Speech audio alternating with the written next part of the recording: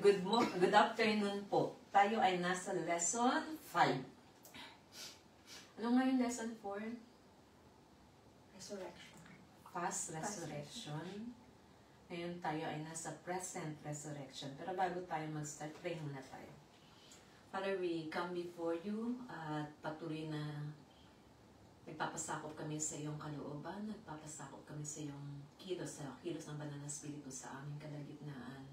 We declare that we are nothing without you, that we can do everything because of you who are with us and in us. Patuloy na hinihingi po namin ang spirit of revelation to be upon each one. Allow each one to really understand what you want to relate to us, O God, your message, your word. At maraming pong salamat. We know that your presence will make the difference. Kaya naman, Ama, sa pangalan ni Jesus, patuloy namin hinihingi ang presence mo, ang maging nasa aming kalagitnaan. Pinanghahawakan po namin ang iyong salita na dalawa o higit pa na nagkakatipon sa iyong pangalang Jesus.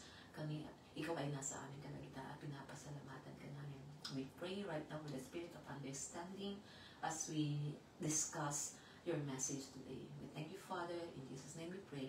Amen. Amen. So, past resurrection, it consists about the resurrection ng ating Panginoong Jesus at yung power ng resurrection ng Panginoong Jesus, kung ano yung nagawa nito at magagawa nito sa ating buhay. Ngayon naman, ang pag-uusapan natin ay present resurrection. Meron tayong memory verse, Ephesians chapter 2 verse 1. And you did He make alive when you were dead through your trespasses and sins. Sa Tagalog, ang hirap ng 2 verse 1. At kayo binuhay niya nang kayo mga patay dahil sa inyong mga pagsalangsang at mga kasalanan. A person can resurrect right now. Naniniwala ba kayo ngayon na yung resurrected life ng Panginoong Jesus ay pwede mong maranasan ngayon sa panahon na to? Kahit buhay ka pa.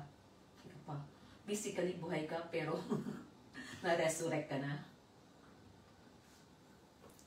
Amen. Amen ba? Amen. Amen. Kasi yun yung truth. At bago natin to maunawaan ng lubusan, kinakailangan nating maunawaan that we as man is made up of 3 parts. Na 3 bahagi tayo. Body, soul, and spirit. So yung meron tayo. According sa 1 Thessalonians chapter 5 verse 23, and the God of peace himself sanctify you wholly, and may your spirit and soul and body be preserved entire without blame at the coming of our Lord Jesus Christ. So, ang kinikilusan pala ng banal na spiritu na pine-prepare niya tayo ay yung kabuuan ng kung sino tayo, hindi lang yung spirit natin. Kasama din yung body and soul. So, bilang mga tao, nasa Panginoong Jesus man tayo o wala, we are composed of 3 parts. Parang drawing ng isang tao. That's may circle. Ang outer circle, nagsisimbolize ng body. Yung inner, yun yung soul. Yung innermost, yun yung spirit. So, mula sa labas, paloob. So, we are composed of body, soul, and spirit. Ano ba yung sa body? Paano mo sasabing you are composed with a body? Siyempre, tao ka. Mayroon kang laman at dugo. At ano ang composition ng body? Ang body kasi has 5 senses. Ano nga yun? Sense of seeing, hearing, tasting, feeling, and smell. So, itong senses na to, itong katawan na to, may 5 physical senses tayo. Ito yung contact natin sa physical world. Na gagawa natin makipag-interact sa mundong ito sa pamamagitan ng ating body. Dahil ang body natin composed of our 5 senses. Parang ganito yun. Makaka-interact ako sa kung anong nasa mundong ito base sa nakikita ko. Halimbawa, itong kwartong to. Ang kulay niya ay cream. Cream nga ba? O colorblind ako? White. Hindi siya white. Dirty white. or beige.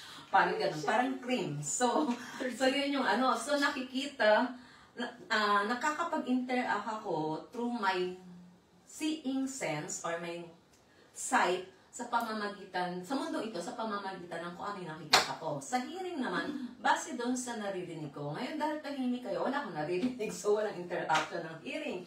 Pero tasting, yung tamis na pait o naranasan niyo ba yung wala kayong panlasa? O hyper yung panlasa niyo? Nung nasa Canada yung pinagpahinga, no smell at no tasting. Hindi siya makalasa, hindi din siya makapag-taste. So, nakain lang siya, pero hindi niya na-enjoy. Tinatanong pa niya si Mean, masarap ba? Siya ang nagluto, pero tinatanong niya kung sino yung dinala niya ng pagkain. Masarap ba? Hindi ba maalat? Kaya niya tinatanong yun kasi nagluto siya, bumase lang siya dun sa sukat-sukat, pero hindi niya natikman. Kaya kapag siya yung nagluluto at pinamimigay niya, ganun niya na-enjoy.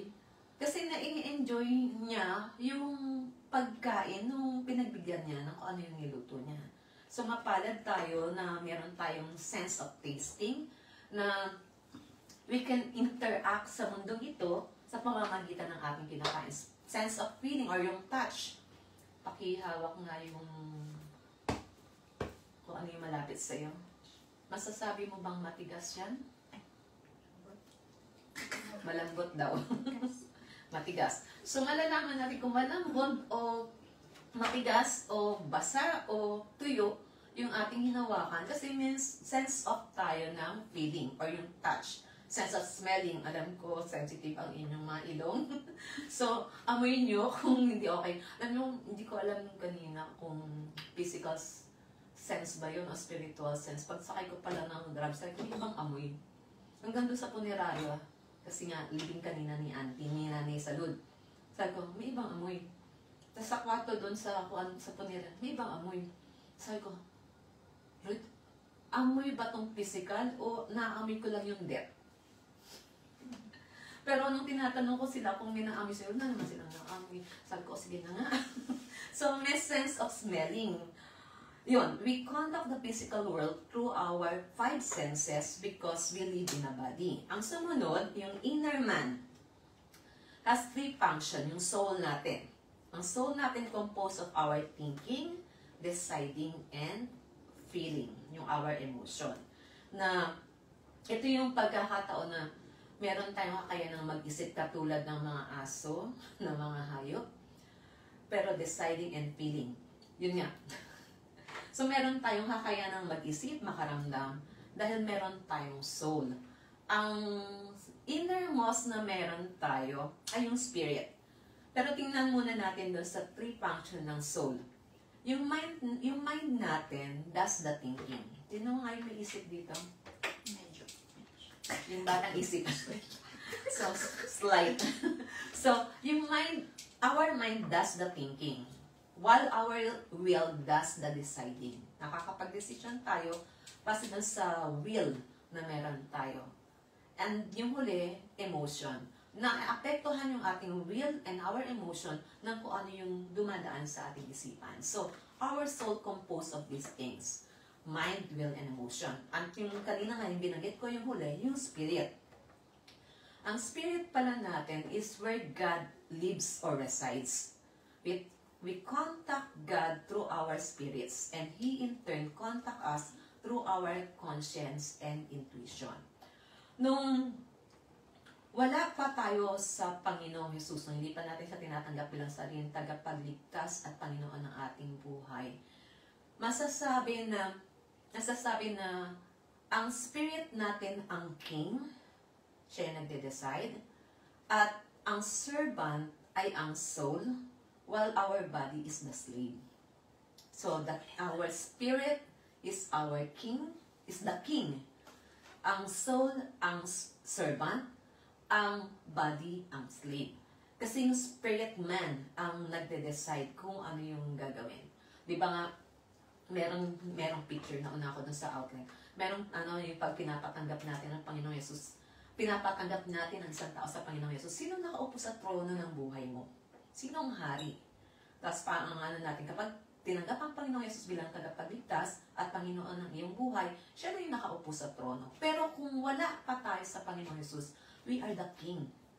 Yung spirit natin, yung hari, samantalang ang servant ay yung soul, napapasunod ng spirit yung soul, and then ang slave, yung body. So may mga tao pala na hirap umayaw sa mga bagay kasi nagmistula na siyang alipin ng kung ano yung spirit man. So yun yun. So we need to understand na para ngayon ay maranasan na natin yung present resurrection, ngayon, itong panahon na ito, kinakailangan nating maunawaan that we are composed of these three things. Our body, soul, and spirit. Ano bang kondisyon ng tao? Bakit kinakailangan na maunawaan natin ito para maranasan natin yung present resurrection? Ang kondisyon ng tao sa panahon na ito ay spiritually dead. Man is spiritually dead. Man's condition, generally. Sabi sa John chapter 10, verse 10, "The thief cometh not but that he may steal and kill and destroy. I came that they may have life and may have it abundantly." Anong connect nito dun sa resurrected life na nakuha natin sa Panginoong Yesus? Ito yung sinabi ng Panginoong Hesus sa harapan ng mga Hudyo na naging dahilan kaya siya na-crucify. Ito yung reason. Kasi kiniklaim niya na through Him, magkakaroon ng buhay ang mga tao. Ganun pinaniniwalaan ng mga Hudyo na ang Diyos lang ang nagbibigay buhay. Pero ang Panginoong Hesus, nung panahon na yon, sinabi niya na napunta ang Panginoong Hesus para bigyan sila ng buhay at bigyan sila ng saganang buhay. Hindi nila matanggap ang sinabi ng Panginoong Hesus. Kasi ganun nila pinaniniwalaan, tanging ang Diyos lang ang nabibigay buhay. Na parang sinasabi mo, Hesus, na ikaw ay kalinya ng Diyos. Kaya ganun sila nagalit. Kaya pinagplanuhan nila ma-crucify ang Panginoong Hesus. Pero sa Ephesians chapter 2 verse 1, base doon sa key verse natin, ay memory verse na dapat natin na magiging assignment natin. "And you did He make alive when you were dead through your trespasses and sins." Na sa Tagalog, mas madali sa Tagalog, "At ay binuhay niya ng kayong mga patay dahil sa inyong mga pagsalangsang at mga kasalanan. At kayo'y binuhay niya." Patay tayo spiritually dahil wala tayong pagkakilala sa Panginoong Hesus o wala pa ang Panginoong Hesus sa ating mga buhay. Spiritually dead. Ang kamatayan natin ay hindi lamang nakabase na sa physically dead. Paano masasabing spiritually dead? May body. Ito kumikilos ako, gumagalaw ako. Ang body ko ay buhay. Ang soul ko ay buhay, nakakapag-isip ako, nakakarinig ako, nakakapag-desisyon ako, nakakapili ako, dahil ang soul ko ay buhay. Ang sinasabing patay dito ay yung aking spirit. My spirit is dead. Dahil nga sa sumunod na man is separated from God because of sin. Patay ang isang tao kung siya ay hiwalay sa Diyos. At ang tanging makakapaghiwalay lamang sa kanya, sa Diyos, ay ang kanyang kasalanan. So, ang kondisyon ng tao, ang una, man is spiritually dead. At dahil siya ay spiritually dead, man is separated from God because of sin. Yung death na pinag-usapan dito ay separation from God. Yung spirit pala natin, nung wala pa tayo sa Panginoong Yesus, may spirit pa rin tayo, pero patay dahil hiwalay sa Diyos nang dahil sa kasalanan. Sa 2 Corinthians chapter 6 verse 14, "Be not unequally yoked with unbelievers, for what fellowship have righteousness and iniquity, or what communion hath light with darkness?" Parang ganito yun. Kung ikaw ay mananampalataya na spiritually alive ka, you have the light of Christ. Dahil tinanggap mo ang Panginoong Jesus na siya magbibigay ng buhay, na siya ang buhay. Jesus is the way, the truth, and the life. Di ba yun yung sinabi ng salita ng Panginoon? So, kung ikaw ay buhay, ano ba mapapansin mo sa patay? Nabubulok. Galing ako sa bibing eh. Siguro kaya ako naamoy yung parang rotten na very mild naman. Very, very mild naman yung amoy ko. Hindi naman yung maalinsangan. Pero sabi ko, hindi kakalibang amoy. So, yun yung naamoy ko. Hindi yung physical smell. Hindi spiritual smell yung naranasan ko. Pero dito, paano mo ba masasabi na patay ang isang tao? Yung body niya, wala nang movement. Kahit sipa-sipain mo siya, hindi siya aaray. May example nga si Tatay Ben. Ang example ni Tatay Ben ganito. Kasi nag-pray siya, Lord, I want to have the life which comes from you. Gusto ko yung buhay na bigay mo. So, kapag nananalangin tayo, sumasagot kasi si Lord eh. Minsan, talagang tingnan mo ng mabuti kung ano yung pinagpe-pray eh. So, nung minsan, sumakay siya ng bus. Parang may meeting siya. May dala siyang attache case. Tapos dun sa upuan, merong isang lalaki na nag-excuse siya. Parang gusto niyang sa loob siya. Please excuse me.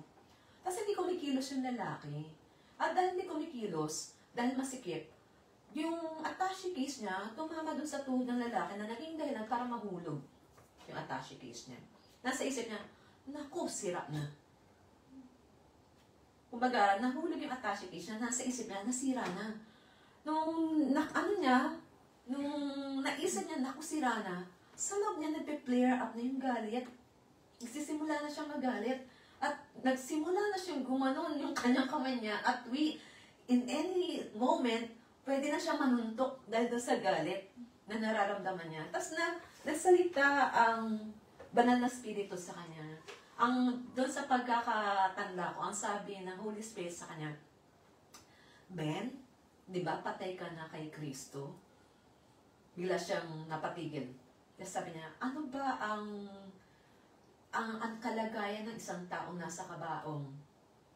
Kahit na saktan mo yan, hindi yan aaray, hindi yan magre-reklamo. Kahit anong gawin mo dyan, sampal-sampalin mo, hindi yan magre-reklamo. Ikaw ngayon ay patay na ni Kristo at si Kristo na ang nabubuhay sa iyo. Dahil doon, nagsimula siyang kontrolin ang kanyang sarili at nagsimula siyang manalangin. Hindi manalangin, kundi kumanta.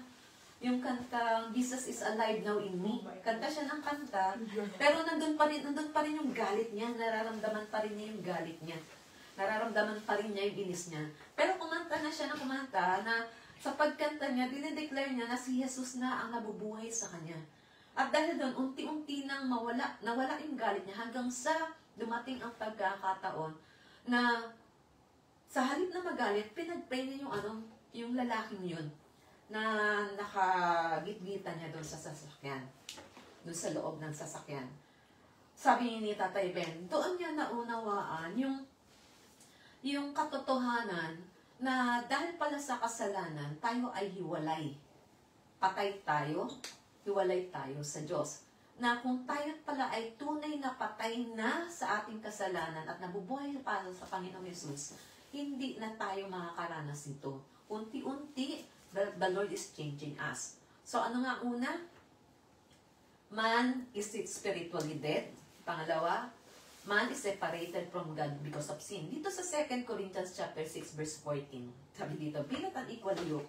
Sabi ni Tatay Ben, imagine mo, kaya pala itong sinabi ng salita ng Diyos, na kung si Jesus ay nasa iyo, ikaw ay buhay.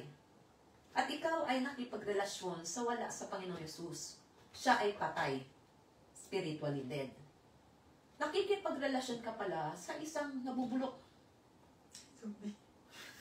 Nakikipagrelasyon ka pala sa walang buhay. So, ano ang feeling mo na ang araw-araw mong kasama ay patay? Kaya ayaw pala ng Diyos na makipagrelasyon tayo o magkaroon tayo na ugnayan sa mga mananampalataya because they are dead. Sabi nga dito, Be not unequally yoked with unbelievers, for what fellowship have righteousness and iniquity? Or what communion hath light with darkness? So kung ikaw ay nasa kaliwanagan, ang mga karelasyon mo ay nasa kadiliman, ang gulo siguro na walang ang gulo, may crisis, ang gulo ng sitwasyon. Kasi may liwanag at dilim. Ang sumunod, anong kondisyon ng tao? Una, man is separated with God. Una pala, man is spiritually dead. Pangalawa, man is separated from God because of sin. At pangatlo, man is reconciled to God through our Lord Jesus Christ. Hindi natapos yun doon, kundi gumawa ng pagkakataon ang Diyos na ang bawat isa ay magkaroon ng karanasan na mula sa pagiging patay spiritually, magkaroon ng buhay. Sabi sa 1 John chapter 5 verse 11, and the witness is this, that God gave unto us eternal life, and this life is in His Son. Ito ang patotoo, na binigyan tayo ng Diyos na buhay na walang hanggan, at ang buhay na ito ay nasa Kanyang anak na si Jesus.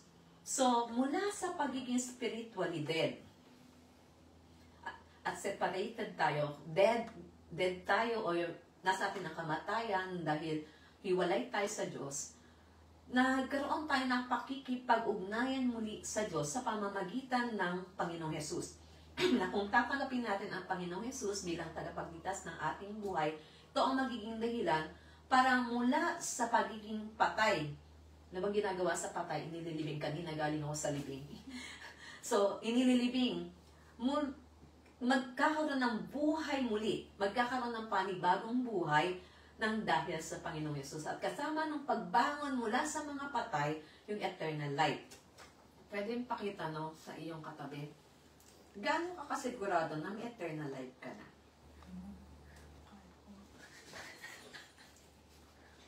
Ngayon bang itong panahon na to, itong oras na to, pwede mo sabihin may eternal life ka?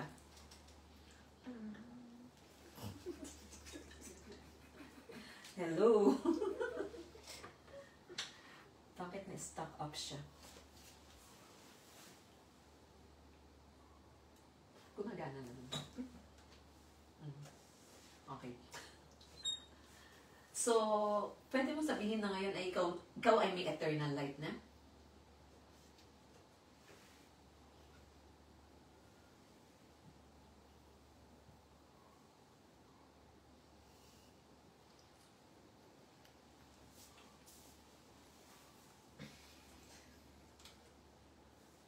Kataas naman ng kamay. Hindi magtanong. May eternal life ka na ba? Kasi pag hindi daw natin masagot ng eternal life na tayo, we are not yet assured dun sa salvation natin. Kaya kinakailangang maging malinaw sa atin na tayo may buhay na walang hanggan na nang dahil sa ginawa ng Panginoong Hesus para sa atin. Na kapag tayo ay humaharap sa Diyos, hindi na tayo ang nakikita niya. Sabi nga doon sa nakaraan, di ba sa past resurrection, inilagay na tayo sa Panginoong Hesus. Ang Diyos mismo ang naglagay sa atin. God Himself put us in the Lord Jesus Christ. Kaya yung kanyang righteousness, yung kanyang holiness, at yung kung sino talaga siya, nandoon tayo sa Kanya. At we have now the favor or the grace to be resurrected through our Lord Jesus Christ. Bilang mga mananampalataya sa Panginoong Hesus, we can now experience, or we are now experiencing the resurrection life ng dahil sa ginawa niya. Sa 2 Corinthians 5:17, paano mangyayari yun, Lord? Nandito pa ako sa katawang lupang to. Nung tinanggap natin ang Panginoong Hesus, di ba sabi ko kanina, before we receive the Lord Jesus Christ, ang spirit ng tao ang siyang king. Ang kanyang soul, ang kanyang servant, ang body, ang slave. Pero, nung tinanggap natin ang Panginoong Hesus, anong sabi doon? Sa Revelation 3:20? Behold, I stand at the door and knock. Ano nga ba yun? Sa Tagalog na nga lang.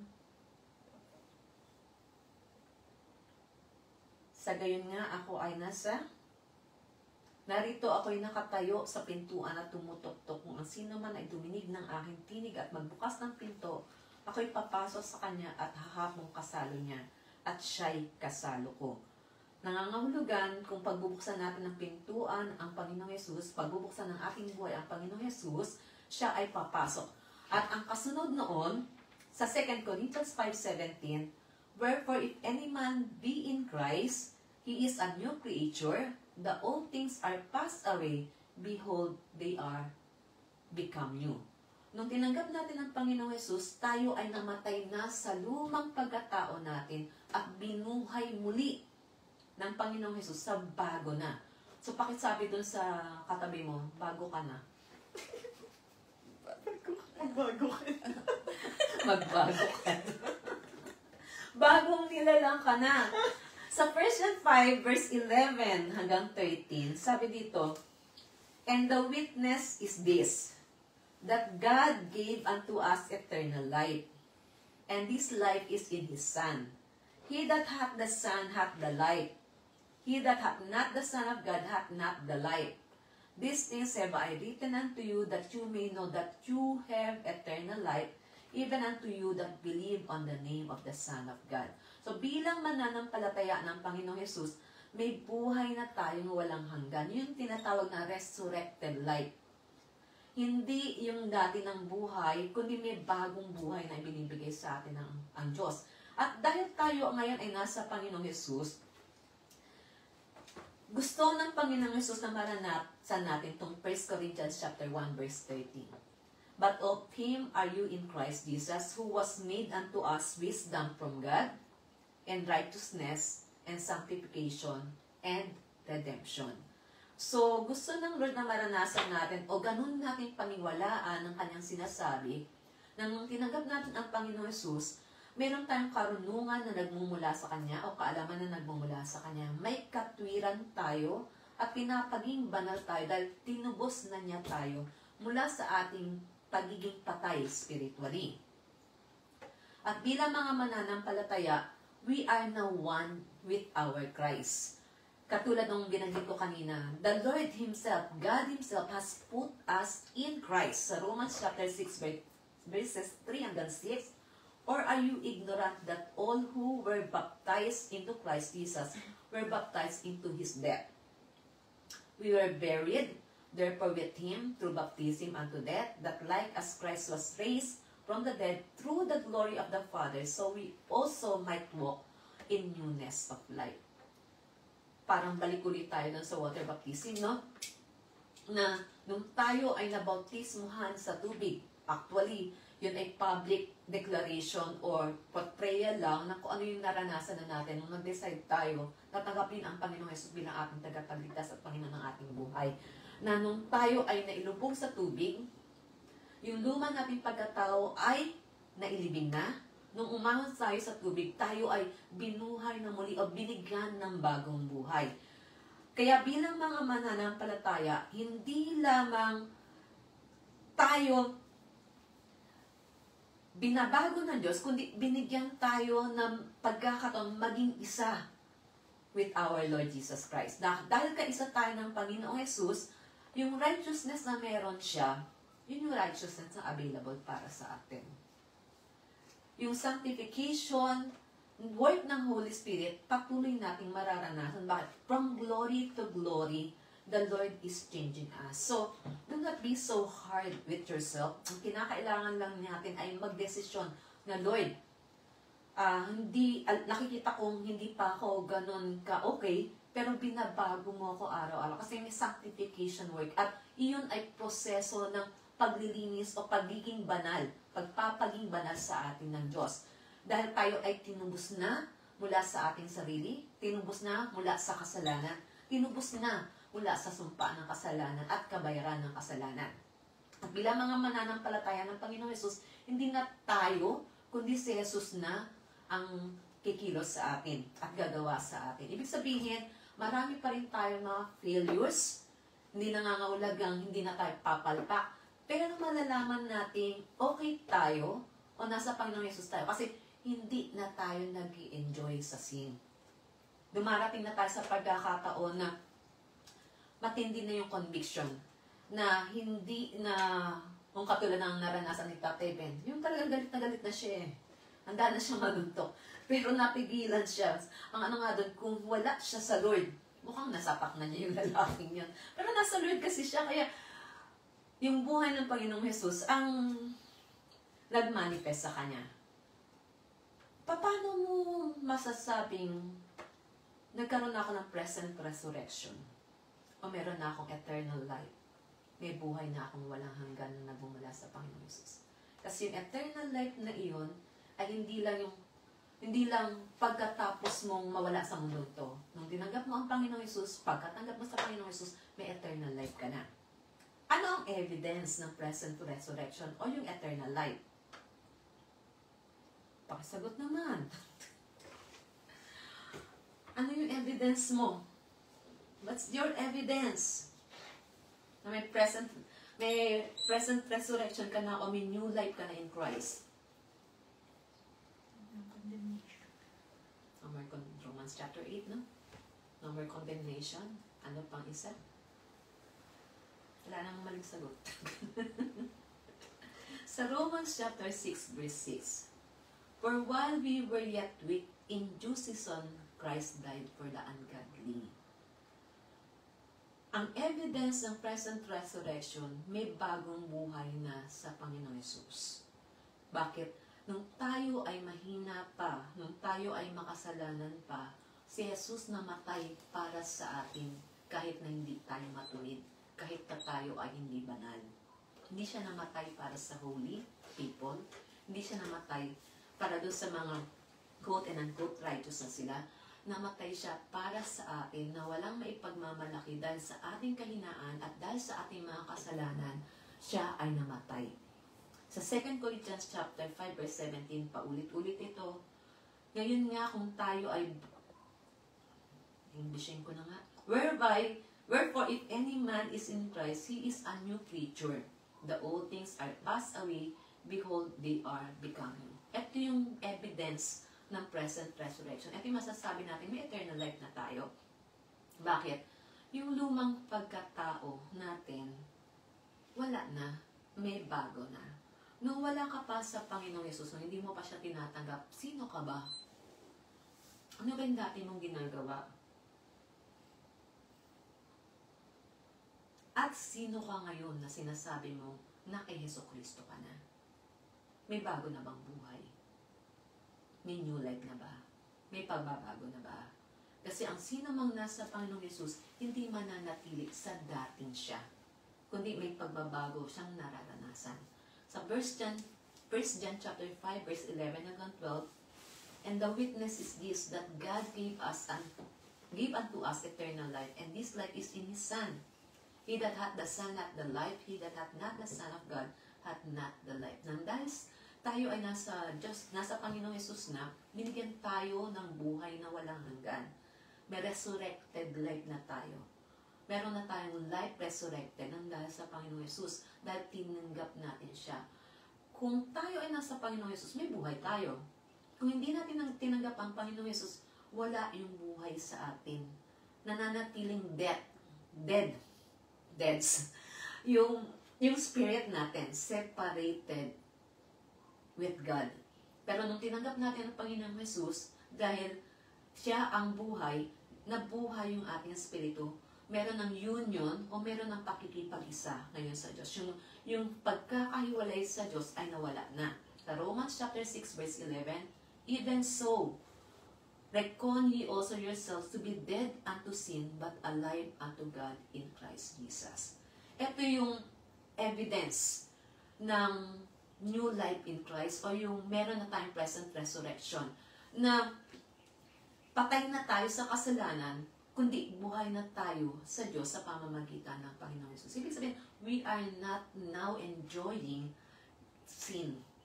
Meron na tayong pagkamuhi sa kasalanan o ayaw na nating manatili sa kasalanan. Katulad ng banggit ko kanina, hindi nangangahulugan, hindi ka na magpa-fall into sin, kundi ganun na mo na inaayawan at hindi ka na nag-e-enjoy sa kasalanan. Kasi ang tunay na nga kay Kristo, hindi mag-e-enjoy sa kasalanan at hindi i-justify ang sin. Kasi sin is sin sa harapan ng Diyos. Ang kasalanan ay kasalanan sa harapan ng Diyos. So bilang na kay Kristo, patay na tayo sa ating kasalanan, mga kasalanan, kundi buhay na tayo sa Diyos sa pamamagitan ng Panginoong Hesus. Na yung luma nating pagkatao, patay na yun. Tayo ay sanang bagong nilalang at patuloy na binabago patungo sa wangis ng ating Panginoong Hesus. Yan yung una, new life in Christ. Ang evidence ng present resurrection, kung tayo ay meron na nito, meron tayong bago ng buhay. Ang pangalawa, we have new purpose and values in life. Galing, no? Meron na tayong purpose and values in life. Nung wala pa ako sa Panginoong Hesus, nag-aaral ako, kaya ako nag-civil engineer eh. Kasi sawa na ako sa nararanasan ng pamilya namin. Hirap ng pamilya namin eh. Sawa na ako dun eh. Ayoko na nun. Ang purpose ko, kaya ako nag-civil engineer. May pera dun. May pera ang pagiging civil engineer. Kaya may balita yung DPWH. Contractor. Mga contractor. Ang pera dun. Kung wais ka. Kasi isa sa mga ng mga contractors, yung mga engineers, yung mga may contract, yung building construction, dahil sila ay may kumpanya o sila ay, halimbawa, engineer or architect, they have contacts sa mga, yung mga tindahan ng mga materyales. So, dahil sila ay laging kumukuha doon, nakakakuha sila ng malaking discount. So, kung ang nakalagay sa kontrata ay ganito, ito yung nasa, yung estimate ng isang building, di ba, 7M, ang estimate ng isang building. Tapos, ito yung amount ng materials. Kapag sila ay close na doon sa mga shop, pwede silang makahingi ng discount. At may mga screwed na pamamaraan na yung discount makukuha nila, pero ang ipapasang resibo sa kanila, may unang resibo, may pangalawang resibo. Yung pangalawang resibo, yung unang resibo, ang ipapasang nila doon sa ano. So, meron silang discount doon. Pero pag ikaw ay may kontrata o involved sa building construction, malaki yung porsyento mo, lalo na kung ikaw yung may hawak. So, kaya ako nag-civil engineer kasi may pera doon. At ayoko na nang nahihirapan ng pamilya ko. Ganon eh. Ayoko na kasi may pera doon. Ang plano ko noon, kaya ako mag-civil engineer kasi gusto ko magpatayo ng bahay at lupa para sa tatay at nanay ko. Yun yung purpose ko. At ayoko nang nahihirapan ang nanay at tatay ko. Yun yung purpose ko, kaya ako nag-civil engineer. Pero nung nakakilala ko sa Panginoong Hesus, hindi pala, nagkaroon ng pagbabago. There is now new purpose and values in life. Hindi na katulad ng dati ngayon yung isip ko. Dati ang isip ko, kumita. Kailangan kumita. Ngayon kahit walang kita, okay lang. Hindi na yun yung sabi ko nga sa Lord. Sabi ko, Lord, hindi madali ang mabuhay sa pananampalataya, pero nakaka-enjoy at exciting. Bakit? Alam mo na wala kang hawak, pero pagkailangan mo, may provision. Wala kang hawak, pero pagkailangan mo, may provision. So, may new purpose na and value. Sabi sa Colossians chapter 3, verse 1 to 3. If then you were raised together with Christ, seek the things that are above, where Christ is seated on the right hand of God. Set your mind on the things that are above, not on the things that are upon the earth. For you died, and your life is hid with Christ in God. Sabi pa sa Matthew 6:33, kaya magkakaroon tayo ng bagong purpose at values in life. Kasi sabi sa Matthew chapter 6, verse 33, but seek ye first the kingdom of God and His righteousness, and all these things shall be added unto you. Seek ye first the kingdom of God. Yun na yung pinakabago nating purpose, yung kingdom of God. Yun na yung bago nating values in life, yung paghahari ng Diyos sa ating buhay at sa kung saan man tayo ipapahintulot ng Lord na magkaroon ng involvement. na nagkaroon nga ng testimony si Tatay Ben Baluyot. Sabi niya, nagkaroon sila ng mission sa northern part. Hindi binanggit kung Benguet ba yun ano. Kaya lang, pinaka-malamig na lugar daw dito sa Pilipinas. So, maaaring yun na nga yun.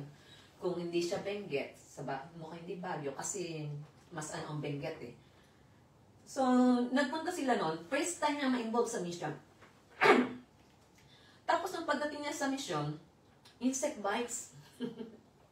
Dami niyang kagat ng mga insekto. Tapos, nakikituluyan sila sa isang bahay na 10 sila.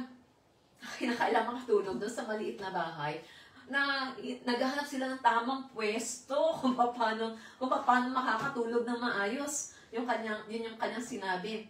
At ang ano pa doon, yung biyahe papunta doon sa lugar at yung pababa doon sa isang maliit na village na kanilang pinupuntahan. Ibig sabihin, sa village kung saan sila mag-minister, hindi pa yun.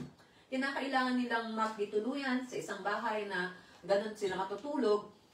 At pupunta sila, magbibiyahe sila ng 2 hours patungo doon sa village kung saan sila mag-minister. At babalik ulit sila para makitulog doon. Tapos, yun nga, insect bites. Ito alam ni Shea eh. Tapitin ako lamok. At sila ay hindi kinakagat, ako ay kinakagat. Diba saya? Unfair.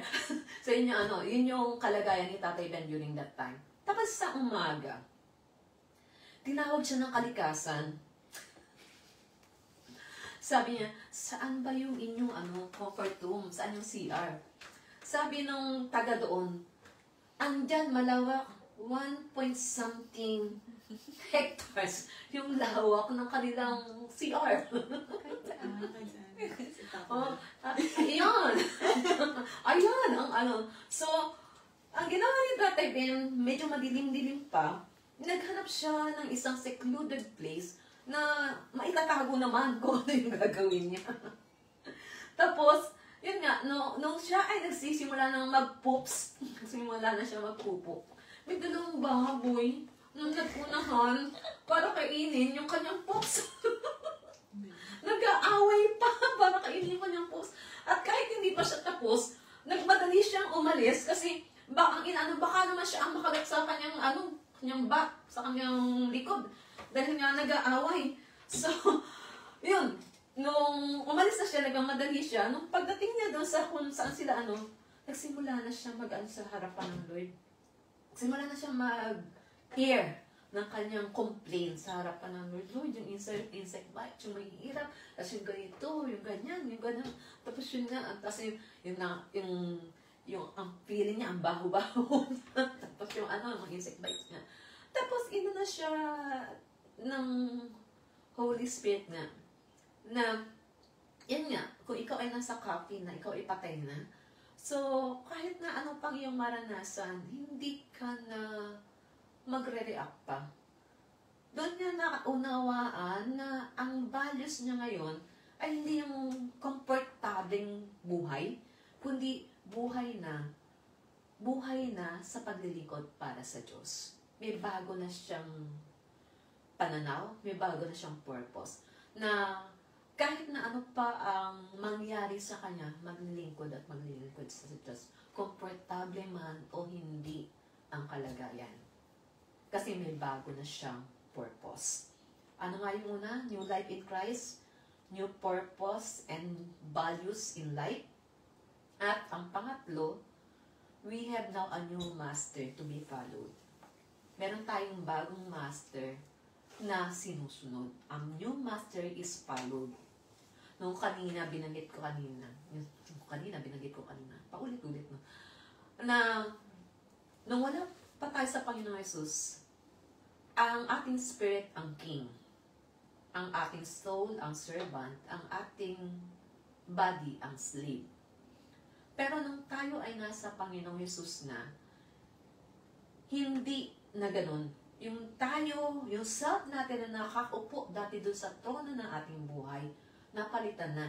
Tayo na yung nasa baba ng trono at ang Panginoong Yesus na ang pinaupo natin sa trono ng ating buhay. Kaya nga nung nag-pray tayo ng prayer of acceptance, diba? Ikaw na yung nakaupo sa trono ng buhay ko.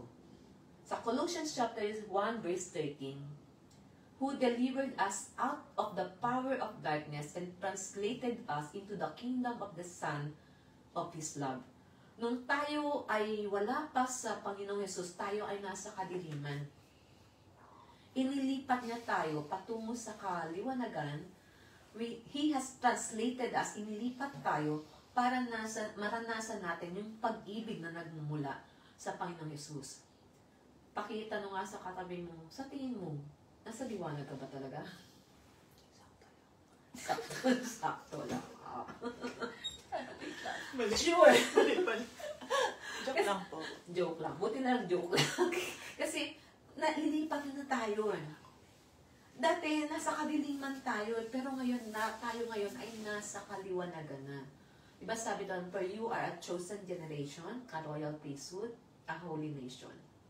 Ano sumunod doon? Hello. Diba?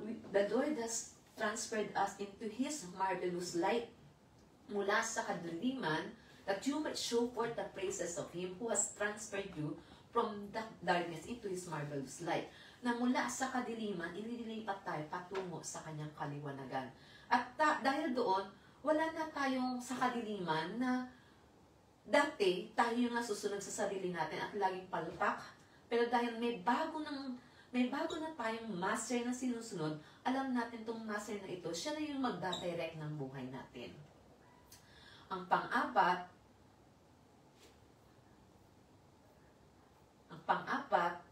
na evidence na we have a present resurrection, an attitude of faith is established and maintained. May attitude na. Ano mang attitude sa Tagalog? May pag-uugali na tayo ng pananampalataya na na-establish at na-maintain. So, sa 2 Corinthians chapter 3, verse 18. But we all, with unveiled face, beholding us in the mirror, But we all, with unveiled face, beholding us in a mirror, the glory of the Lord, are transformed into the same image from glory to glory, even as from the Lord, the Spirit.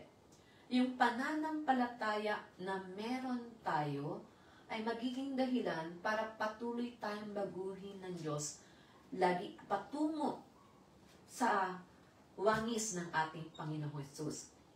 Na yung pamumuhay natin ngayon ay pamumuhay ng may pananampalataya sa kung ano yung tinapos na misyon ng Panginoong Hesus dun sa krus ng Kalbaryo, dun sa kung ano yung ginawa niya, na binigyan niya tayo ng buhay, na hindi na tayo nabubuhay para sa ating sarili at hindi na tayo nabubuhay sa dati nating pamumuhay, kundi meron na tayong resurrected life o may buhay na tayong walang hanggan nang tinanggap natin siya bilang ating tagapagligtas at Panginoon ng ating buhay.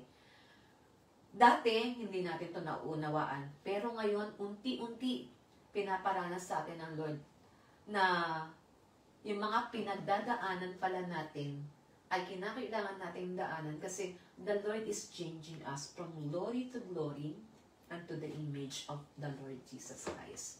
So if we have crisis in our lives, kung meron tayong pinagdadaanan, inalaw yun ng Diyos sa atin kasi may binabago siya sa atin. May paghubog siyang ginagawa sa ating buhay na hindi madali, pero ito ay para sa karangalan ng kanyang pangalan dahil yung resurrected life ng Panginoong Hesus magmamanifest sa atin. Kaya ang tanong, meron ka na bang resurrected life ng panahon na to? Kalahati. Ang tawag doon, kumatos ako. Kalahati. Ano nga daw? Kalahati. Ano nga yung evidence ng resurrected through Jesus Christ? New life. New life purpose. New life purpose and values. Master. New life in Master Christ? to be followed. New purpose and values in life? Master to be A new master is followed? Tanghuli, we have now an attitude of faith na na-establish at pwedeng ma-maintain. Na-establish ito nang dahil sa ginawa ng Panginoong Yesus at ma-maintain ito kasi patuloy na kumikilos ang Diyos sa pamamagitan ng Banal na Espiritu para ma-transform tayo patungo sa wangis ng Panginoong Yesus. He is maintaining the work that He started in us. Kaya nga, we need to continue to take hold of the truth. I have now the resurrected Christ. Life. Resurrected Christ. I have now a resurrected life. Nasa akin na yung present resurrection. I am now experiencing the present resurrection because I have now a new life. I have now eternal life because of what the Lord Jesus did for me. Sa inyo pong mga pag-iisa eh. Ito yung mga test questions. Pero tanungin ko na, assignment na hindi pinapasa. Sagutan niyo ito sa inyong mga pag-iisa, sa inyong when you are alone, pag-iisa. Kaya mag-Tagalog, forever alone. Sa inyong oras ng pag-iisa, sagutan niyo itong mga question na to. What are the 3 parts of man? Give the function of each part. Ano bang 3 bahagi ng tao? At ano ang mga function ng mga ito? Ang sumunod, what is the condition of man before being born again?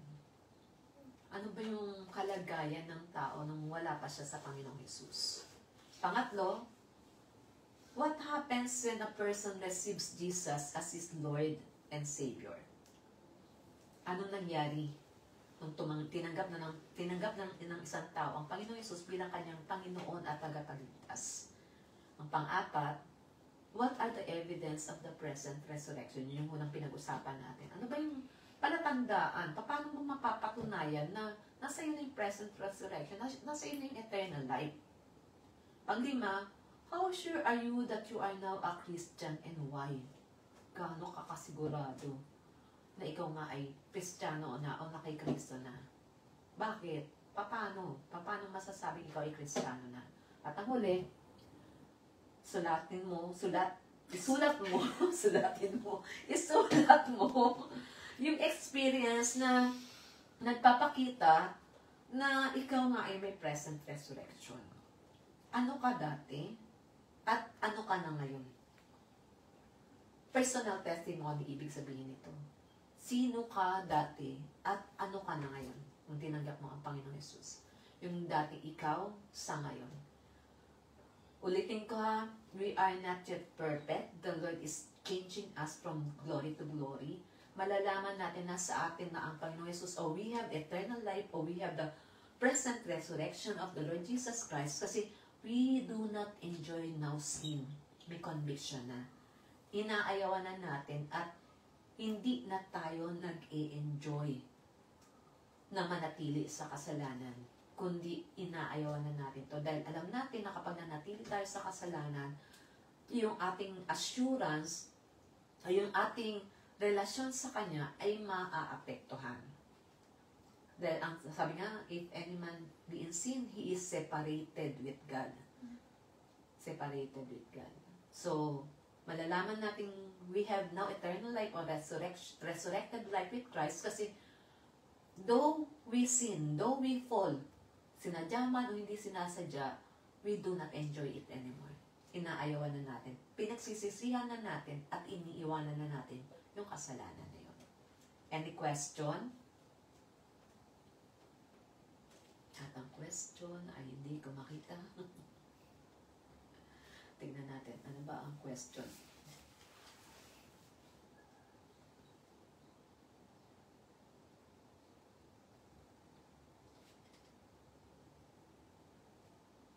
Any question?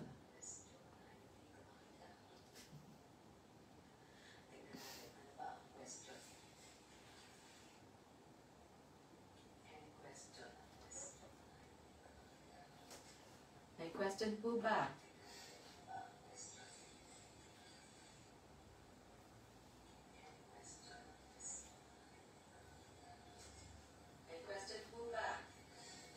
Parang wala.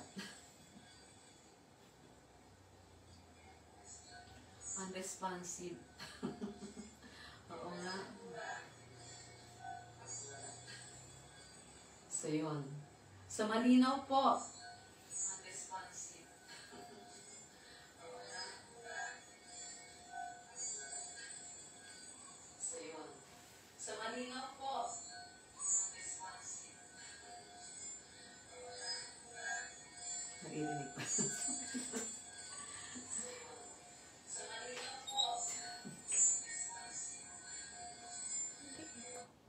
O, kasi nakabukas yung FB, kaya dinig. So, wala na question.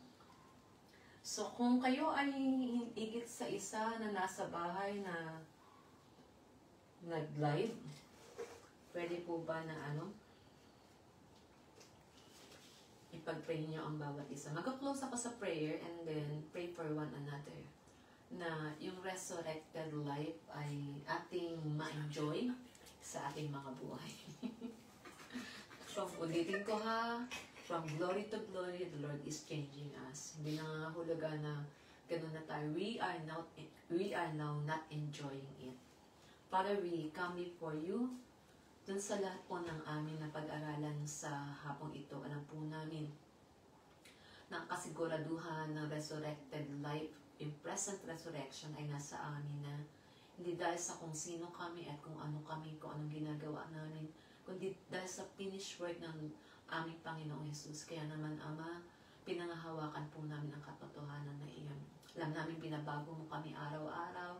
Alam po namin na patuloy kang kumikilos at pinapalingganap kami sa iyong harapan. Sa oras na ito, na malapit nagpapakumbaba kami sa iyo. Kung may mga uncertainty pa, unassurance, O Lord God, na question namin kung may resurrected life na nga po ba kami o wala pa, kung anumang bagay na meron na nasa amin na hindi kalugod-lugod sa iyong harapan, nagpapakumbaba kami at humingi kami ng patawad sa iyo. Nagpapalinis kami sa pamamagitan ng banal na dugo ni Jesus. Inaayawan po namin. We are cutting off anything na makakapaghadlang upang maranasan namin yung buhay na ganap at kasiyasiya na pinagkatiwala mo sa amin. Aming Ama, sa pangalan ni Jesus, ang dalisay na paglilinis na nagmumula sa iyo ay aming maranasan sa oras na ito. At patuloy na inaangkin po namin ang iyong salita na if we confess our sins, you are just and faithful to forgive us and to cleanse us from all unrighteousness. And Father, today, let now your sanctification be upon us as you continue to redeem us from ourselves and from the work of sin in our lives, Father God. For we know, Lord, that you have already transferred us, you have already transformed us patungo sa patuloy na paghuhubog patungo sa wangis ng aming Panginoong Jesus. Kaya naman sa oras na ito, I release your blessing, Lord, upon your people today. Ikaw yung kumilos, biyaya mo, biyaya ng buhay na ganap at kasiyasiya dahil ikaw yung kasama ang patuloy ng maranasan ng bawat isa sa aming Panginoon. At matagpuan po namin ang aming sarili na mapalad sa katotohanan ikaw ang nasa amin at kami may buhay na walang hanggan, na may enjoy namin yung buhay na kasama ka, Panginoong Jesus. Patuloy na pinapayagan ka namin kumilos ng malaya sa aming mga buhay. Patuloy ka namin pinapayagan na gumawa para maparangalan ang pangalan ng aming Ama sa aming mga buhay. Kaya naman, Ama, let your blessing now be upon each one. Let your shalom now rule and reign in each one's life. O God, whatever situation na pinagdadaanan ng bawat isa, isa lang pong alam namin. Matagumpay kami nang dahil sa resurrected life na meron kami nang dahil sa aming Panginoong Jesus. Kami matagumpay at patuloy na magtatagumpay sa buhay na ito dahil ang buhay na ganap at kasiya-siya ay para sa amin at gusto mong ma-enjoy namin. And Father, as we continue to humble ourselves before you, we know you will continue to work and to glorify, Lord, ang iyong pangalan sa aming mga buhay. Kaya pinapasalamatan ka namin. Let now your shalom, let now your favor, let now your grace and your blessing abound in each one's life. Even Lord, sa oras na ito, ang sino mang may karamdaman, hinihingi po namin ang kagalingan. Ang pagdaloy ng kagalingan mula sa iyong mga kamay ay maranasan ng bawat isa. Ano mang kalagayan ng bawat isa, physically, Lord God, Lord, must submit to the Lordship of Jesus Christ. And we command it now to submit to the Lordship of Jesus Christ. We just thank you, Father. Continue to be glorified, Lord. Sa muli naming pag-meet, Lord, mapatuloy na ihanda mo kami para maluwalhati kang lubusan sa aming mga buhay. We thank you. We bless you, Father. In Jesus' name, Amen. Amen. Kita-kita po tayo sa susunod na Sabado. God bless.